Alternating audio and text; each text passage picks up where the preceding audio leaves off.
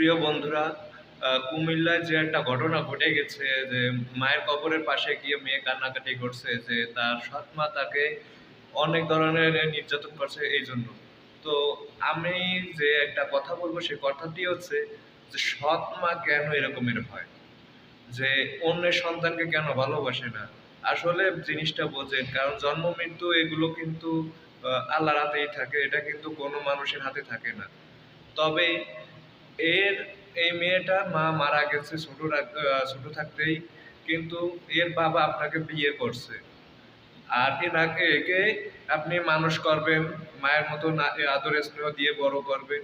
তা না করে তাকে যেভাবে টর্চার করেন, যে টর্চার সইতে না পেরে তার মায়ের কবরের পাশে গিয়ে এরকম কান্নাকাটি করতেছে। এমনকি সাপেও কিন্তু তাকে সবলও মারে নাই, কিন্তু সাপেও কিভাবে বলছে যে আমাকে সবল দাও, আমি মায়ের কাছে চলে যাবো। সাপেও কিন্তু দেয়নি। আসলে জিনিসটা কিন্তু অনেক খারাপ লাগে, অনেক কষ্ট হয়। আমাদেরও কষ্ট লাগে, এই দৃশ্যটা দেখে আমাদেরও কিন্তু অনেক কষ্ট হয়। কারণ একজন মা কিভাবে পারে এই জিনিসটা করতে। একটা জিনিস আপনি আহ, চোখ বুজে দেখেন যে আজকে যদি আপনিও মারা যান, তাহলে কালকে আপনার সঙ্গে আপনার সন্তানের সঙ্গে যে এরকমের হবে না, এরকম কি গ্যারান্টি আছে? এই জন্য বলি যে আপনার উপরে যে দায়িত্বটা দিচ্ছে আপনার স্বামী, সেটা আপনি পালন করেন, দেখবেন সব দিক দিয়ে ভালো লাগবে।